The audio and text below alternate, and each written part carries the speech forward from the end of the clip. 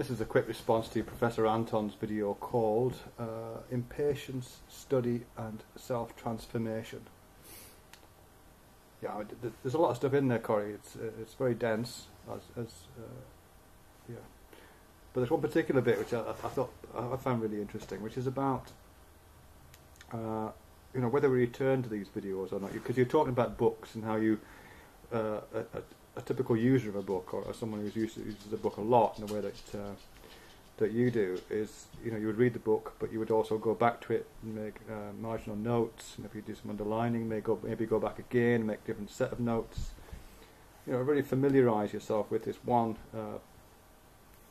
piece of writing, this one text. And what you were saying there is that doesn't happen in YouTube, and I think that's right. Actually, you talk about it kind of riding waves of interest, or waves of kind of thematic waves that either develop within an individual person's video or develop across a number of videos, and people join that wave for a while, and then it subsides and then perhaps emerges somewhere else.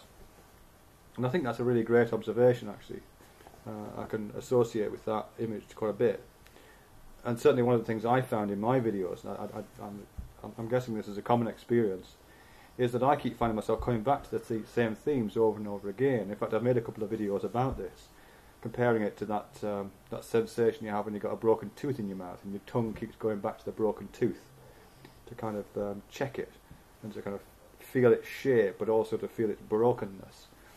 And I think that's, certainly for me at least, and I can only speak for myself here, a lot of that is going on, so I keep making these endless videos about metaphors, or keep coming back to some stuff to do with the role of religious ideas in contemporary thought, or keep coming back to stuff to do with enlightenment, or stuff to do with language, or these things keep coming back. I often feel like I'm making the same video over and over and over again. But and that's not quite the same as going back to a text. I'm not saying they're the same thing and making marginal notes, but it does feel like it's a constant revisiting, which for me is partly there's a number of different elements to that. Partly it's because because obviously I'm changing the whole time. I'm listening to people like yourself and other people talking on YouTube, and having the kind of life I have as well. So I am constantly returning to the same ideas, having changed myself slightly. So those are that change is constantly being reflected in my reapproaching of these ideas. But it's also about keeping it green, about keeping the ideas alive. For myself, I'm not suggesting any greater ambitions than that. But just keeping the ideas green, keeping it in mind, keeping my attention at least partially on it, keeping that particular ball in the air for a while. There's something there about it. One of the words you use a bit later on in your video there, Corey, is the word performance, which obviously has a particular resonance for me because of the thing I do in my day job. But yeah, I mean, performance of this knowledge is really important, and I mean knowledge in the broadest sense, in the way that I think you mean it. Not just the kind of hard epistemological inquiry knowledge, but also the kind of softer knowledges and the more tacit kinds of knowledge practices that we're all trying to find ways to express and articulate and do something with and have fun with, really, I suppose. What was I saying that for? Oh yes, just something about the performance of that, you know what I mean? Because a lot of knowledge, I think, only exists in its performance. It only exists at the moment it's being performed. I mean, that's obvious with a completely haptic skill, like carving or engraving with glass, which is something I'm trying to teach myself right now, or those kinds of skills. They only exist in the performance of them. But a lot of these kind of philosophical, if I can use that elevated term, a lot of those kind of practices, I think, also only exist in their performance. They don't exist as objects in space, really. So I think, again, keeping rehearsing those performances and keeping trying to bring subtleties out in one's own performances of ideas is a really salient part of what we're up to here. So yeah, something about performance, something about repeating.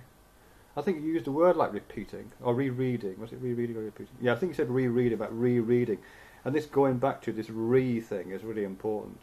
You know, like rehearsal. I keep finding myself use rehearsing ideas as if there's at some point the real knowledge will be. It's not.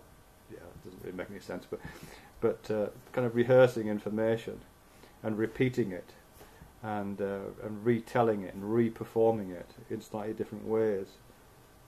I find a great deal of value for that, and you know, in quite a lot of the videos I watch, I kind of know the content before I've seen it, but I quite enjoy hearing the slightly different nuances that are presented by different people, and the whole performance of it, you know, because it is a completely live act. This is one of the excitements I have about YouTube.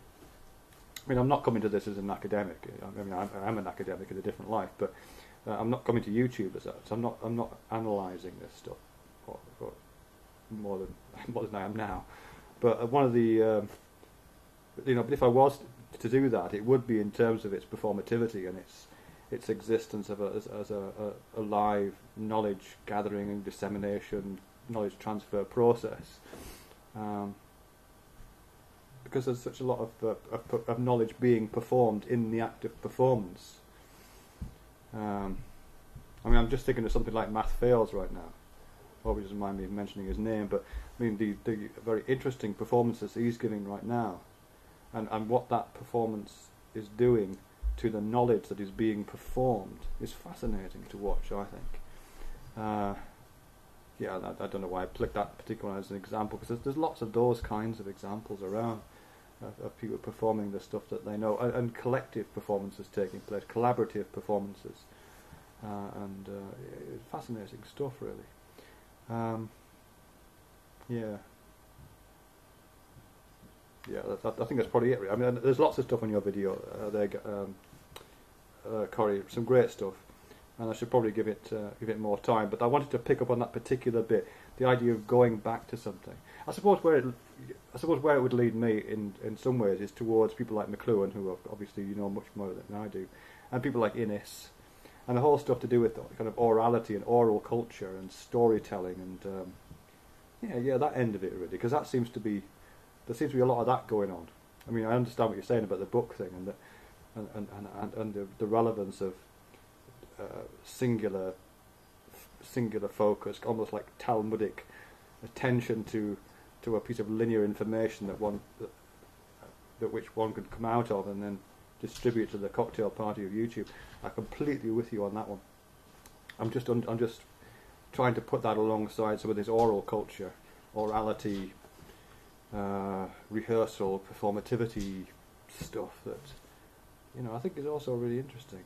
I mean, I really like the idea of these videos being like a tongue, the organ of speech, going back to the broken tooth that's trying to chop knowledge into bits, trying to recognise its brokenness or fix it or something like that.